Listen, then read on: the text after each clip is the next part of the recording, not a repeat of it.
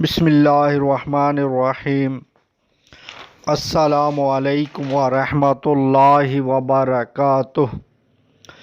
گھریلو علاج اور وظائف چینل میں سب دوستوں کو خوش آمدید۔ آج انشاءاللہ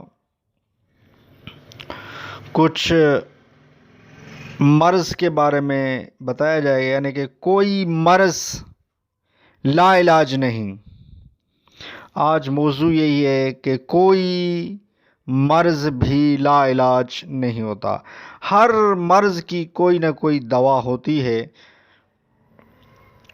اللہ تعالیٰ پہلے دوا اتارتا ہے پھر مرض۔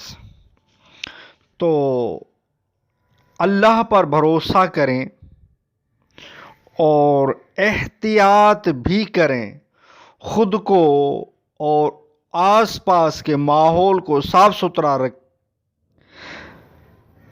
رکھیں اور پاکیزہ رکھیں۔ نمازوں کی پابندی کریں۔ نماز جو ہے نا، اس کو سب سے بڑا وظیفہ کہا گیا ہے۔ نماز کی پابندی کریں، کوشش کریں کہ باوضو رہیں۔ باوضو کے بہت سے فضائل ہیں کہ باوضو کے فضائل پر میں انشاءاللہ ایک ویڈیو بناؤں گا، اور کیا کیا فائدے ہیں باوضو کے، وہ ایک الگ سے ایک ویڈیو پوری بنے گی۔ لیکن آج میں تھوڑا سا ایک مختصر بتا دیتا ہوں کہ باوضو رہنے سے مصیبتیں نہیں آتی۔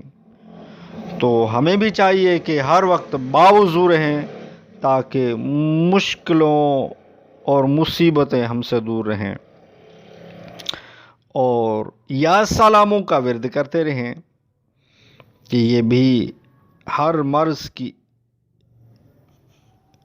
وظیفہ ہے۔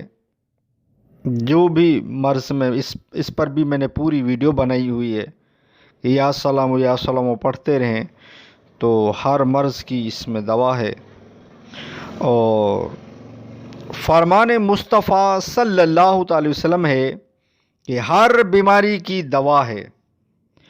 جب دوا بیماری تک پہنچا دی جاتی ہے تو اللہ کے حکم سے مریض اچھا ہو جاتا ہے۔